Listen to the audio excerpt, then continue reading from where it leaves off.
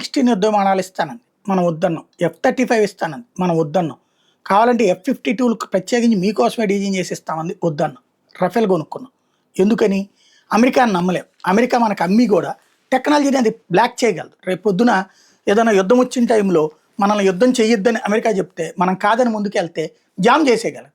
ఎందుకంటే టెక్నాలజికల్ దాని హ్యాండ్లింగ్ మీద సూపర్విజన్ వాళ్ళే అట్టి పెట్టుకుంటారు. అలాగే ఏదైనా రిపేర్ వస్తే చెయ్యరు, దానికి కోట్ల డబ్బులు అడుగుతారు, చేయకుండా ఎడిపించుకు తింటారు. అనేక దేశాలు ఆ బాధలు పడుతాయి. మనం అందుకనే వద్దంటున్నాం. అయితే ఇప్పుడు రఫేల్ని మనం కొంటున్నాం కాబట్టి రఫేల్ మీద వచ్చే ఆదాయాన్ని లాక్కోవాలనుకుంది, లేకపోతే రఫేల్ని దెబ్బకొట్టాలనుకుంటుందో మరి ఫ్రాన్స్ ముంచుకుందో తెలియదు. ఏదైతే రఫేల్కి టెక్నాలజికల్ సప్లై చేసేటటువంటి కంపెనీని అమెరికా వాళ్ళు కొనుక్కున్నారు, అమెరికన్ కంపెనీ కొనుక్కుంది. అక్కడ ఫ్రాన్స్ ప్రభుత్వం కూడా చూస్తా కూర్చుంది. దాంతో ఇప్పుడు టెక్నాలజికల్ ప్రాబ్లమ్స్ ఏమన్నా వస్తే దాన్ని రిపేర్ చేసే వరకు మళ్ళీ అమెరికా చేతికి వెళ్ళిపోయింది. తద్వారా కొత్త కష్టాలు. ఇప్పుడు మనం రఫేల్ని దాదాపుగా 114 కొనాలనుకుంటున్నటువంటి సందర్భంలో ఎదురవుతున్నటువంటి కొత్త సమస్య ఇది.